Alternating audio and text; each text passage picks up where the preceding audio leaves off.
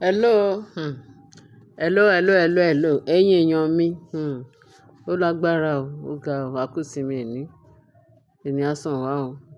Àbọ̀ Ọlọ́run, adájú lóró wa ní fi Sunday ní ṣàṣemọ̀ in Jesus name. Amen.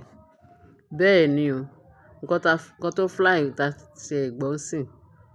Ọlọ́run ló yọ Mary, olórí Naomi o. Wọ́n ní kò lè ṣe kó má wá sí kíní ní weekend, ọ̀dọ̀ kábíyèsí ní weekend. Wọ́n ní wọ́n ṣe di weekend àná yẹn pé bó ṣe wà nìyẹn. Tó bó ṣe páàkì báyìí bó ṣe fẹ́ wọlé bí olórí Rónkẹ́ bó ṣe sá jáde nínú chamber ẹ̀ ni tó kàn sáìtì olórí Naomi pé kí leléyìí wá ṣe. Kí ló dé tí eléyìí ń wá? Kí ló ń wá nù palace? Kí ló ń wá ní Ifẹ̀? Ṣé Àkúrẹ́ ò ṣe é dúró ni? Ṣé Àkúrẹ́ kò ṣe é dúró ni? Kò ṣe é jókòó, ìdí ẹ̀ ò kí ń mọ́ Àkúrẹ́. Kí ló ń wá? Kò ṣá sẹ́ni tó lọ ń disturb ẹ̀ l'Àkúrẹ́. Kí ló ń wá tí ò jẹ́ káwọn gbádùn ní kíní ní Ilé Ifẹ̀ ní ọ̀dọ̀ kábíyèsí. Ẹ rí bí wọ́n ṣe ń sọ̀rọ̀ bíi pé, àrífín yìí pọ̀ o. Wọ́n ń sọ̀rọ̀ bíi pé àwọn làwọn ṣáájú Naomi dé ààfin. Oh my God o. Ṣé nítorí pé Naomi tutù ni? Ṣé gentility Naomi tó pọ̀ ni àbí kí ni? Kò tí ẹ̀ lápọ́n tẹ́lẹ̀. Ó ti jẹ́ pé ìgbàgbọ́ ló sọ̀yàn di,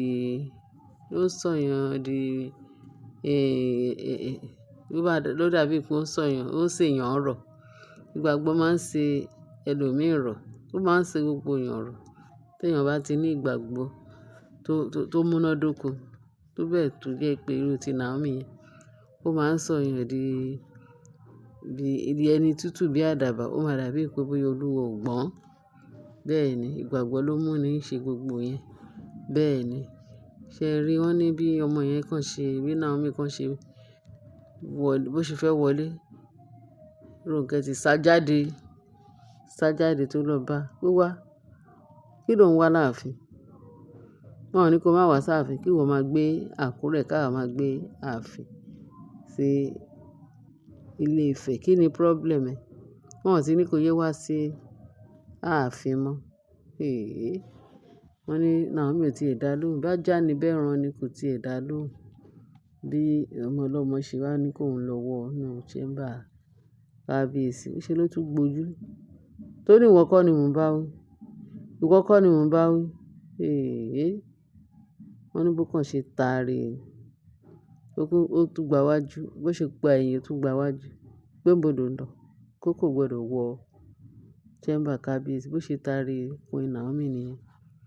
Ọlọ́run ló yọ Naomi o. Wọ́n ní ìdí ló mú lọlẹ̀. Ẹ mọ̀ pé bó ṣe ti gbọ̀n. Ó ti lọ sẹ́yìn, ó rẹ̀ fi ìdí jálẹ̀. A fi wò sà. Bọ́mọ yẹn ṣe pariwo nìyẹn. Queen Naomi pariwo pé, ọpẹ́lọpẹ́ pé àwọn guard tó kọjá. Wọ́n ní bó ṣe rí Queen Naomi tí olórí Rónkẹ́ tó pakùrù ti kíní tó kàn rí pé ó pakùrù ti Naomi. Pé kí Naomi. Ó ṣe gbọ́ ní bó ṣe ń ṣe fún Naomi pé àṣé bọ̀bọ́ yẹn ń wò wọ́n. Bí Naomi kan ṣe fi ìdí jálẹ̀ òwe ni. Wọ́n ní guard wá sáré lé wíwíwíwíwí ló bá dé. Ló bá ń try láti gbé olórí Naomi dìde. Wọ́n ní pẹ̀lú ariwo tó ti ẹ̀ gbọ́ pé, madam. Wọ́n ní bí kábíyèsí ṣe gbọ́ lókè nìyẹn tó wá ní, kí ló ń ṣẹlẹ̀? Àwọn wo ni? Kábíyèsí ẹ máa bọ̀. Kábíyèsí ẹ máa bọ̀. Wọ́n ní nǹkan tí guard ń sọ nìyẹn pé Naomi kàn ń sunkún ni. Wọ́n ní kò dìde níbi tó jókòó sí o. Tó ń fi ìdí ẹ̀ jálẹ̀. Pé bọ̀bọ́ yẹn kò tí ẹ̀ lè gbé. Wọ́n ní kó fòun lẹ̀. Wọ́n ní kàn ń sunkún ni. Kí kábíyèsí tó dé. Kí ló ń ṣẹlẹ̀? Bí guard ṣe bẹ̀rẹ̀. Wọ́n ní Queen Naomi ò lè sọ anything. bí gáàdì ṣe bẹ̀rẹ̀ sí ní ṣàlàyé fún kábíyèsí nìyẹn.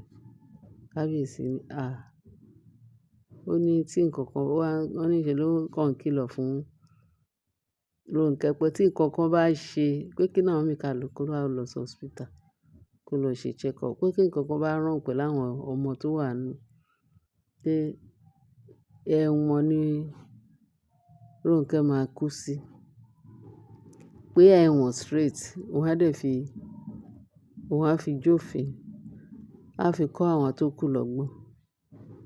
Wọ́n níbi tí kábíyèsí, wọ́n ní bí ìjòyè kan ṣe jáde nìyẹn. Bí ìjòyè kan ṣe jáde nìyẹn pé àwọn elders pé pé kí ló ń ṣẹlẹ̀? Kí ni kábíyèsí tí ẹ ń sọ yìí?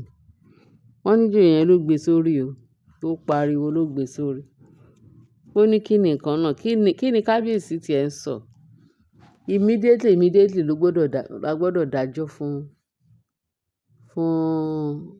Rónkẹ́. Pé kí ni kábíyèsí sọ pé ó dìgbà tó bá lọ ṣe check up, pé immediately ni kí wọ́n dájọ́ fún àwọn olórí yẹn torí ó ti ń pọ̀ jù. Kí ló dé tí kábíyèsí ó fi ń wò wọ́n ràn? Ó ní immediately ni kó máa jẹ ìyà yẹn. Kì í ṣe pé ó dìgbà pé kó lọ ṣe check up. Tó bá ṣe check up tán, tí nǹkan kan bá ṣẹlẹ̀, àbí nísinsìnyí ni kó bẹ̀rẹ̀ sí ní máa jẹ ìyà ẹ̀. Wọ́n ní nǹkan tí ìjòyè yẹn ń sọ nìyẹn. Wọ́n ní nǹkan tí ìjòyè yẹn wá ń sọ nìyẹn pé báwo ni kábíyèsí ṣe máa sọ pé ó dìgbà tó bá lọ ṣe check up. Pé nísinsìnyí, at the end of the day, wọ́n ní kábíyèsí wá sọ pé kó lọ ṣe check up tí nǹkan kan bá ṣe àwọn ọmọ yẹn. Or kó jẹ́ pé nǹkan kan wrong pẹ̀lú àwọn ọmọ yẹn. Pé olórí Rónkẹ́ ò ní farare ṣayé ẹ̀ o, because òun máa bá kanlẹ̀. So nǹkan tí ìjòyè yẹn ń sọ ni pé kí kábíyèsí kan wá ọ̀rọ̀ kan fi ṣàdá, kan bá immediately anybody tó bá ṣẹ̀ pé immediately ni kan ti bẹ̀rẹ̀ sí ní máa fi ìyà tó tọ́ àti tó tọ́ kó fi jẹ. Wọ́n ní pẹ̀lú gbogbo ẹ̀ bọ́n ṣe ń sọ pé ṣe ni olórí Rónkẹ́ ó kàn lọ wá bí jókòó sí tó wá bẹ̀rẹ̀ sí ní mọ́ kábíyèsí àti ìjòyè yẹn ló mọ́ lójú, tó ń ṣẹ́jú pẹ̀pẹ̀, tó ń ṣẹ́jú ṣẹ́mú. Pé kò tiẹ̀ rí nǹkan kan sọ, pé kò tiẹ̀ dá wọn lóhùn. Ṣùgbọ́n tí kábíyèsí sọ ni pé kí Queen Naomi wá lọ sí hospital pẹ̀lú kí nǹkan kan má lọ wrong pẹ̀lú àwọn ọmọ yẹn. Bó ṣe fìdí jálẹ̀ bẹ́yẹn pé ó lè lọ. Oh God. Wọ́n ní girl yìí sunkún olórí Naomi. Wọ́n ló máa ké ó dùn ìyàwó líle. Ṣé dandan ni? Ọlọ́run á fi ìyà jẹ gbogbo àwọn tó fi ìyà jẹ Naomi o. Because ìyà yìí ti pọ̀ jù.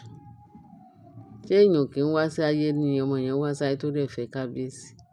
Ó tún jàjà fẹ́ ọkọ ẹ̀, wọ́n tún ní kó tún fòkó ní ìṣọ́ àwọn ìyàwó túláàsì tí kábíyèsí lọ gbé wá sí tó fi ààfin everywhere. Kábíyèsí wá nǹkan ṣe sí o, because kò sí nǹkan tó ń bọ̀ lókè tí ilé ò gbà. Kò sí bí wọ́n ṣe lè sọ pé mi ò rọ́mọ́rú confidence àbí covenant tí wọ́n ní kábíyèsí bá wọn olórí yẹn ṣe tó ń ba kábíyèsí lẹ́rù. Kò sí ìbẹ̀rù fún ọmọ Ọlọ́run. Kò sí bí ọ̀rọ̀ náà ṣe lè sọ pé ó le tó kí kábíyèsí má lè wá nǹkan ṣe sí. Ìyà tó tọ́. Bẹ́ẹ̀ ni ó yẹ kán fi jẹ. Mo yìí tún bọ̀ wá bá yín sọ oríwìnrìn èèyàn mi. Oríwìnrìn mi ń bọ̀. Ẹ ṣé bẹ́ẹ̀ ṣe ń tẹ́tí sí wa. Ẹ bá mi share eléyìí, kí ẹ bá mi like. Ẹ bá mi comment sí. Màá bá yín mú details mi wá. Ẹ ṣé bẹ́ẹ̀ ṣe ń tẹ́tí sí wa. Bye.